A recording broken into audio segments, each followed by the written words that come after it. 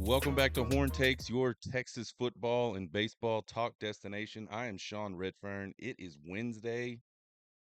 We're almost halfway to the weekend, folks. Wednesday means we're going to do a little Trace Texas topics. And I don't know why I'm saying that because I feel like I do this on a different day every week. I've had it spread out across the week. I'm pretty sure I've done it on a Tuesday. Fixing to do it on a Wednesday. I've probably done it on a Thursday. Just a wild card. Check us out on Twitter, TikTok, and YouTube at Horn Takes. You just like to listen to podcasts, you can find us at Apple Podcast, iHeart Podcast, Spotify Podcasts. If you don't know what any of those things are, you can go to horntakespodcast.buzzsprout.com. Find all the episodes. You can subscribe to all the episodes. Check out all the episodes way back from the beginning. We did our first episode the week after 49-0 in the Red River Shootout. Had the equipment, had all the stuff, just wanted to do it, but just never got around to doing it. And bam, I don't know. Had some kind of drive to do it after 49-0. I'm not sure what it was. I don't even think I really talked that much trash either. You know what? It'll be interesting. I may go back and I may spend some time listening to some old podcasts, see how far, if at all, I've advanced. Let's talk about these Trace Texas topics. So Sark pulls Quinn Ewers in the second quarter of the 30-15 loss against UGA for just a couple series. And there was tons of debate all over the line, all over the Twitter sphere about whether it was the right call or not. And honestly, I think there was debate amongst Texas fans. There was debate amongst people that aren't Texas fans. There were people that just kind of wanted to troll the whole thing and get shit stirred up. But I do think there legitimately was some good faith discussion about whether Sark made the right call or not. On one hand, really tough to struggle more than Quinn Ewers was struggling at that point in the game. I think he was 6 for 12. He had less than 20 yards passing. He'd already been sacked 3 times, and he'd already committed 2 turnovers at that point. So not a whole lot was going right for Quinn Ewers. Again, not to say it's all 100% his fault. Just saying, not a lot was going right for Quinn Ewers. At the point in the game where Steve Sarkisian said, "You know what? Let's get Arch out there. Let's try to." And honestly, I don't know what his intentions were. He said he just felt like Quinn kind of needed a reset. I think that's reasonable. But part of me thinks it was interesting. I was sitting on the couch last night watching the game, and I looked to my wife and I said, she was doing something else, and I said, "Man, I think if Arch maybe hits this pass, like he missed, he attempted a pass to DeAndre Moore, who was covered. He had Matthew Golden running a dig underneath. It was wide open, probably about 15 yards down the field. It was a similar play. I think it was the exact same route combination that Quinn hit Golden later on in the game in the third quarter. Just a different formation. I said, man, if he hits that and maybe doesn't get that fumble, I wonder if Arch comes in the second half. I wonder if Quinn Ewers comes back in the game. And to her credit, she had said that. I don't know what point she said that. She probably said it on Saturday when I was drunk, Sean. So I can't be held responsible for not remembering that. But anyway, I thought that was interesting that she noticed the same thing and kind of got the same feeling. And I don't know if that's correct or not. It would have been hard if Arch goes right down the field there and gets some points. And Texas can maybe hold on to. I mean, even if it was a 20-3 halftime, deficit. It would have been hard.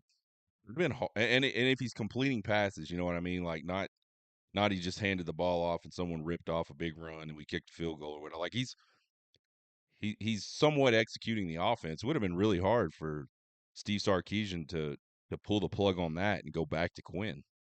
So I don't know what he was really thinking.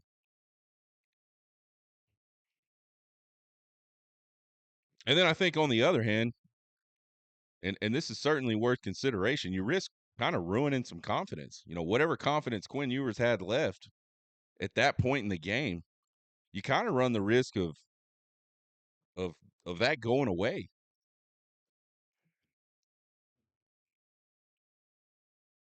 I think I don't think people realize what types of kids we're talking about, what types of young adults we're talking about that end up rising to the top of these big time football programs. These aren't dudes that are used to like failure. And so when failure happens, it's probably a little bit embarrassing. And then it's got to be embarrassing to get pulled off the field. And I know you hear all the people in this situation saying the right things about how Arch and Quinn are, you know, each other's biggest supporters, and that's probably true. But we're all human, and both those guys are human. Arch wants to play, Quinn wants to play, and it's got to be a little blow to the ego for the crowd to react the way they do to Arch Manning, for for Arch Manning to come in and replace him in the biggest game of the season because he's not playing well. That's got to be a blow. Some people can deal with that and push through that. And honestly, I think Quinn did a pretty good job. Like when Quinn came back out in the second half, I was like, you know, part of me was like, really? And I know Arch didn't really do anything. Like Arch certainly did not do anything that would make it impossible to keep him out of the game in the second half. But it was just it was an odd sort of an odd series of events, you know. And I think honestly, I think Quinn responded really well to it. I mean, he still didn't have the greatest game of all time in the second half. I mean, it's not like he led a comeback, but they made some plays in the second half and his numbers got a little bit better. He still struggled with the pressure, but he was able to dig down and make some plays. And I think that says a lot about Quinn Ewers. In the great debate of whether it was a good idea or a bad idea, I got to say, I think it was the right call. Quinn Ewers was just not seeing the field. He wasn't trusting his protection. He wasn't navigating the pocket. It was almost like if I can't drop back and stand here and find an open guy, I'm not going to do it. I'm going to get sacked.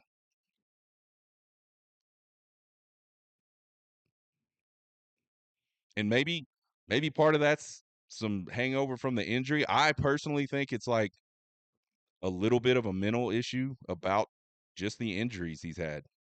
I'm not saying we talk about this stuff. I'm not saying it's easy to step up. I'm not saying it's not easy to run towards danger. Let's just put it that way. You have to train humans to run towards danger because humans don't want to run towards danger. All of our instincts, everything tells us to not run towards danger. So it's not easy.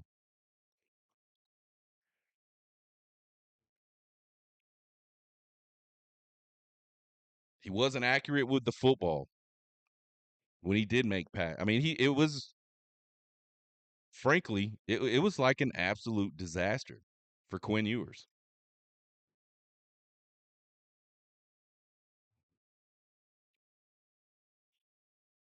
And if you listen to the show last week, you heard me talk about a lot of those things. Seeing the field, setting your feet, trusting the protection, delivering accurate balls. That was part of Quinn showing up, part of Quinn delivering in this game.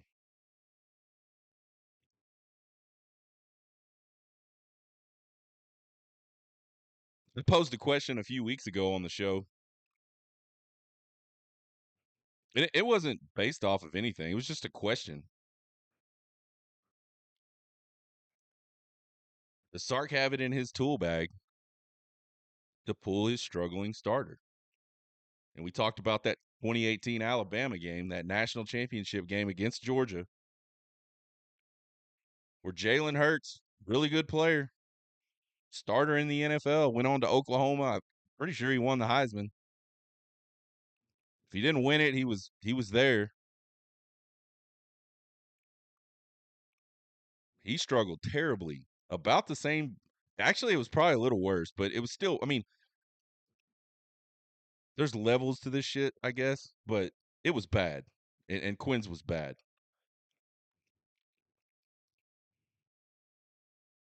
And then somebody asked me on Twitter last week if they thought the Thompson card situation early on in Sark's career here at Texas maybe led to him having a little longer leash for Quinn. Well, questions answered. He does have it in his bag of tricks. And I honestly don't think Ewers' leash is all that long. I think Sark's going to be fair to Quinn Ewers. He's going to start this Saturday. I don't have a problem with that.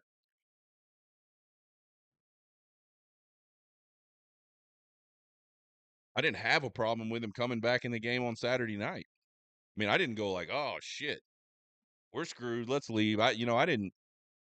There was none of that. I was surprised by it. I tried to say shocked and surprised at the same time. It came out surprised. So I apologize for that.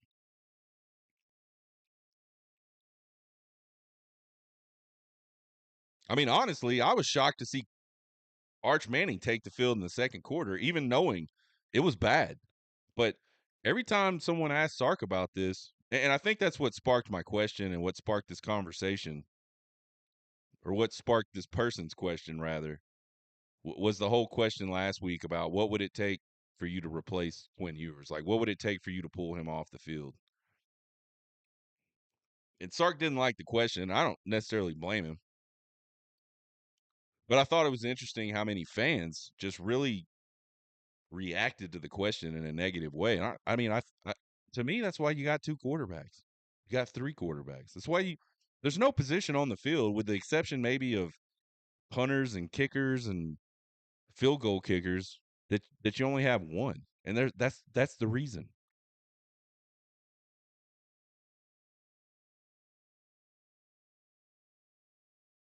Question it all you want and say it was a terrible idea and he's ruined Quinn Ewers, but it worked. Whatever. If he legitimately said, "I got to sit Quinn, I got to get Quinn reset. We'll go in at halftime. I'll have some conversations. We'll make some adjustments. I'll get Quinn to understand what we're doing better in the second half." If that was his plan, it worked like clockwork. He was 19 of 32, which is just a tick under 60%, which is a little bit better than I think he was 53% for the game. In the second half, 2 touchdowns and only 1 turnover. And again, the turnover wasn't a throw. He just didn't step up in the pocket. He got ripped from behind. I felt like he came in the second half and he looked a lot more settled. Still wasn't great. He still just had an issue with pocket presence on the pressures. But he just looked better. It wasn't, again, it would be hard not to look better. I mean, you might be able to just flip a coin and be better on that. But nonetheless, he was better.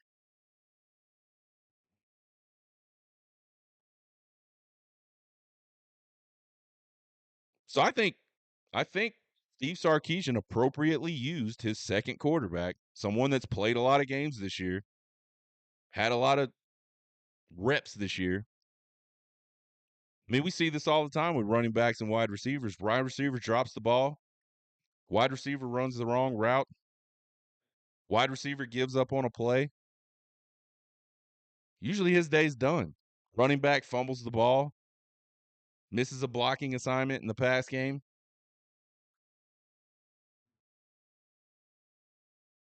Usually that guy's done. We've seen him do it to Jaden Blue in the Mississippi State game. And really, we haven't seen a lot of Jaden Blue in the running game since then.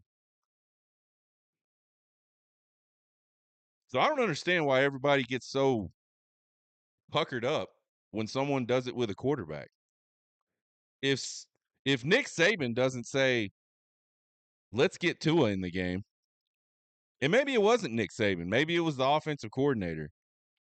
Doesn't matter. If someone on that Alabama staff does not say, let's get Tua in the game, and ultimately Nick Saban doesn't make that decision, they don't win the 2018 national championship. Jalen Hurts just didn't have it that day, just like kind of Quinn didn't have it the other night.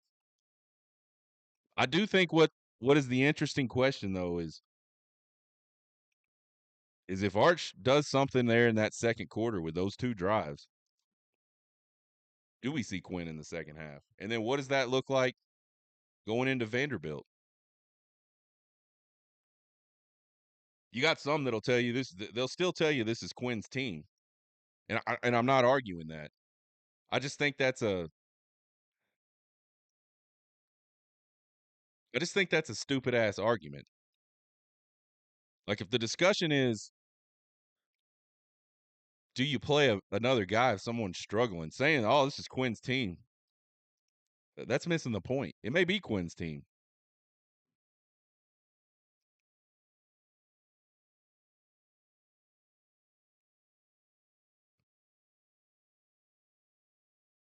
So I don't know. I think he made the right choice. I think it worked out about as good as it could. I mean, like I said, the only way it could have been better is if Arch just lights it up.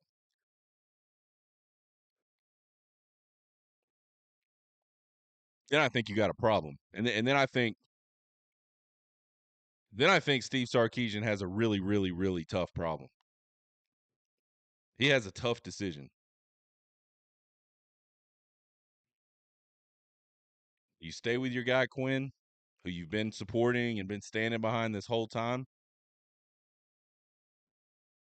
or do you say, man, at this point, Arch Manning has just passed Quinn Ewers, and it is what it is. It's not a personal thing. It's just a thing. I'll tell you this: as much as I would have loved Arch Manning to come in there and just be on fire, and Texas gets right back in that game in the second quarter and goes on to win that game, I'm kind of glad that's not what happened. I'm kind of glad we're not having these sort of ridiculous QB controversy things that can kind of rip teams apart. I remember my freshman year in college, my class was like 100 and it's like 110 freshmen came. And this is Division 3, no scholarships. They could take on as many players as they could find jerseys and shoulder pads and helmets for. Obviously all of them didn't travel. I think we traveled with I think our travel squad was like 65. But we had a lot of freshmen and then, some maybe 30 or 40 upperclassmen. Two of them were quarterbacks. And we knew those guys were going to battle it out for quarterback. And I liked both those guys. I legitimately did. But some of them you just felt more confident playing in front of. And I'm sure in the Texas locker room, they like both those guys. But there's probably some of them that are a little more confident in one of them than the other. And that kind of shit can tear a team apart. Ultimately, my freshman year, another freshman stepped up and became like the all-time American Southwest Conference all-time passer, Braxton Shaver, and all those dudes are on the bench. Hell, we had a kid from that transferred from at the time. What was it called? Southwest Texas State, whatever Texas State is today. Same school, different name. That's where he transferred from. And then there was two other guys. I didn't like the kid from Southwest Texas State. I thought he thought a little too much of himself. But point being, those are dangerous and tough situations to navigate, and it's sometimes hard to make those types of tough decisions. Topic number 2. Can Texas win out with Quinn Ewers at the helm? I think at this point, listen, I'm not behind Quinn Ewers. I'm not going to like throw anything at the TV when Quinn Ewers goes out and starts on Saturday. I know he's starting, and that's cool. I'm fine with that. I like Arch Manning. I think Arch Manning does some stuff really well. I think the only problem Quinn is having right now is he's struggling with pressure. And in the SEC, that's going to happen. In the NFL, that's going to happen. It's just part of the game. I want him to be able to handle that better.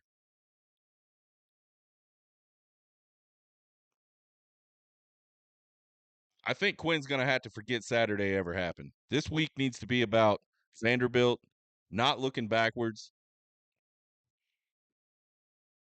He needs to really focus and prepare on like what he's going to do mentally in these situations where someone gets pressure on him and the pocket is not clean.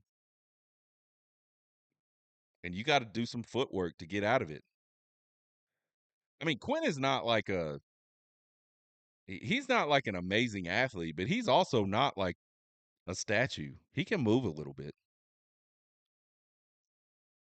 He just got to do it. He's got to mentally figure out how to deal with the pressure. Because if he continues to stand there in the backfield, or worse, back up and ruin angles his offensive linemen have, he's going to get sacked a lot. Or he's going to deliver passes late and inaccurately, and people are going to pick him off.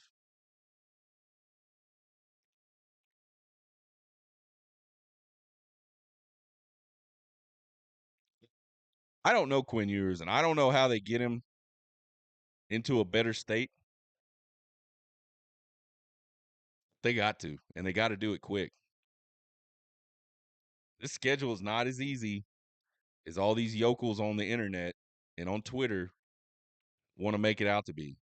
Oh, it's the easiest schedule ever in the SEC. We heard that all freaking off season headed up to this year. Oh, it's so easy. Texas got gifted. It ain't that easy. And the more this year goes on in the SEC, we're going to see more and more of, yeah, man, it's just not easy.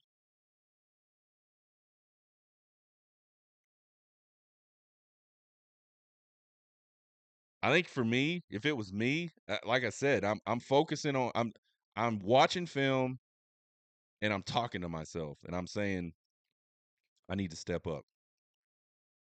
I talk to myself in the middle of things.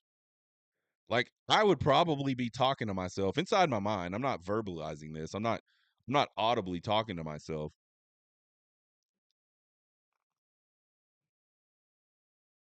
But I'd be in the game. I need to step up. That's what would be going through my mind. He's going to have to be intentional about that because it's just not something he's been used to having to do. I'm not saying it's his fault. Just saying it's something he's got to fix.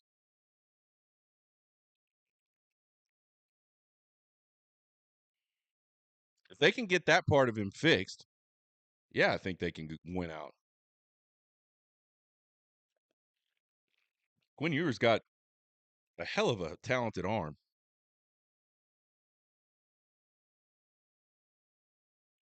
When he sets his feet, when he trusts his protection, when he gets into a good position to throw the ball, and when he's not putting himself in a bad spot to get sacked.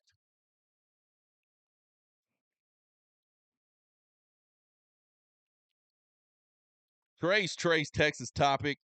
Make the run game great again, please. 7 rushing attempts by running backs in the first half of that game Saturday night. That is just absolutely criminal. And I think Sark knows it because every time this happens, he talks about it. Sark is a funny guy with this because he will question why people are asking him about the running game when they do well, as if the result as if the result of what happens negates the fact that he abandoned pieces of it or just didn't do it as much. Like Sark just wants it to work when he wants to do it, but he doesn't want to dedicate to it. He doesn't want to make an effort to just do it.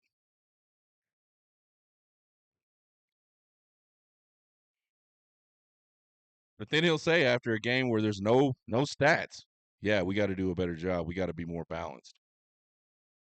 He said it after this game.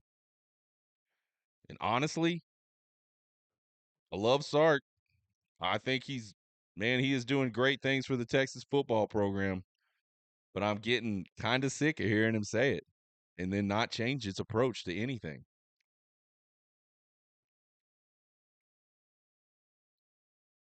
Some people might say, oh, well, they just couldn't run the ball. If you take the QB scrambles and the sacks out of the equation and you just look at true running plays, like designed running plays,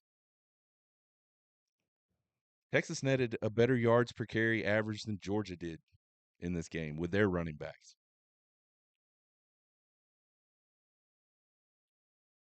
Their designed runs. But you know what? Georgia kept doing it. They did it just enough, and they had just enough success with it to stay somewhat balanced. And that's all you got to do. It just has to be somewhat effective.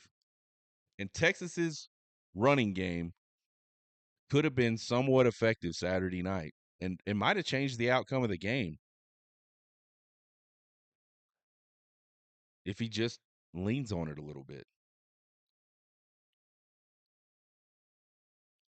To me, there's absolutely no excuse to continuously put your O-line and your quarterback at a disadvantage because you refuse to do anything to keep the defense honest.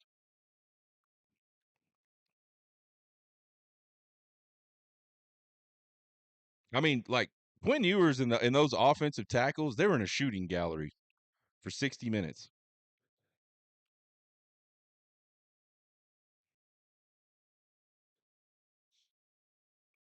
It's just because Sark just was like pass, pass, pass, pass, pass, pass.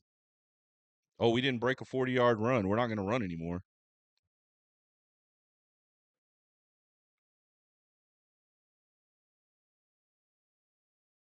I think when they do run the ball, they need to let those big men eat. Like, I'm tired of seeing these zone concepts, these stretch concepts. They seem to be the focal point. They were on Saturday night, and I don't know why. I feel like every time they let this offensive line get into some power blocking schemes, they just bully people and they create big running lanes, and they are able to consistently do it.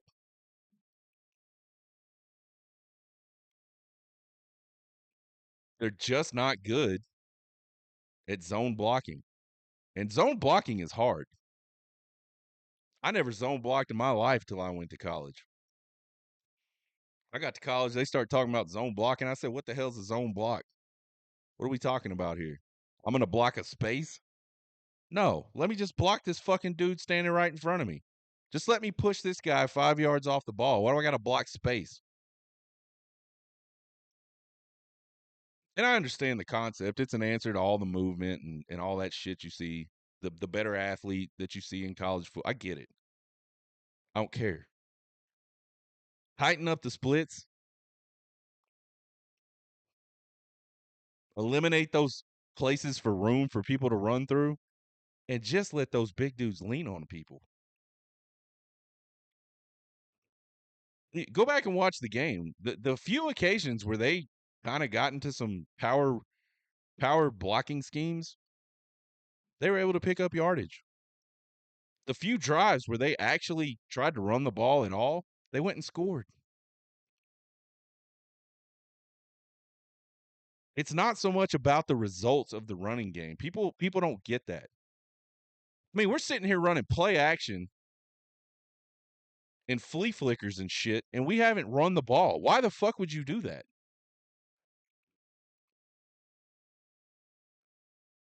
And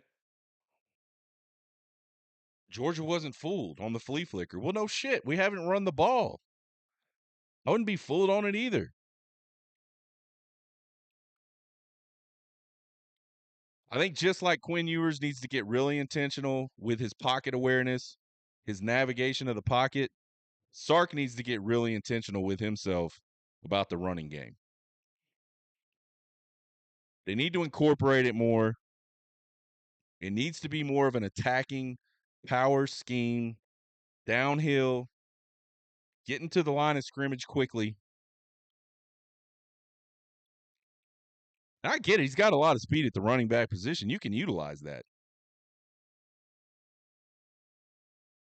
But it's a balance. Everything's a balance. When I was in high school, we ran freaking TI with 2 tight ends. Go back and watch film from my high school football games is the funniest shit ever because there are like 22 motherfuckers standing like 2 yards from each. It's like a war. It's like watching the Revolutionary War. Just a bunch of dudes standing in front of each other. We didn't have muskets, but we had muscles and shit, and we were trying to hurt each other. That's what it was like. And we would run the ball inside, and then boom, pitch it out.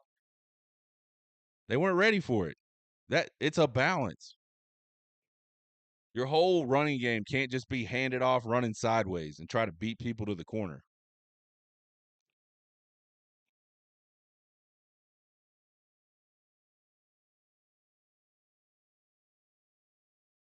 If you want to lead with that, great. Then hit them up the middle. I'm just saying, like, you got to, as brilliant as Steve Sarkisian is, I think their run game is just really elementary. And it doesn't take advantage of what their offensive line is good at. So, yes, I am back on the running game. I know I've told y'all so many times over the last 2 years I was going to get off the running game. I just can't do it, man. I just can't. I don't know if it's because I'm stubborn. I don't know if it's just because of the way I was raised or what type of football I've played in my life. I don't know.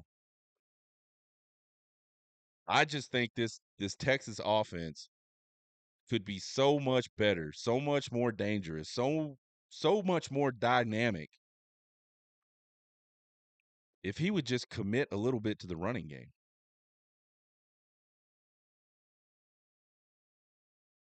I know he wants to get a big lead. Then I know that's when he wants to run it. I get that, man. But so does everybody else.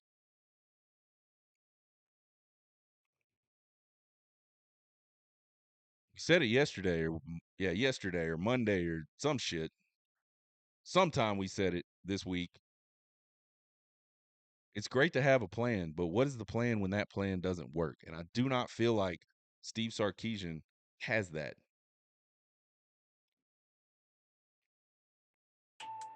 There is Trace, Texas topics for the week. If you got topics, send them to us, man.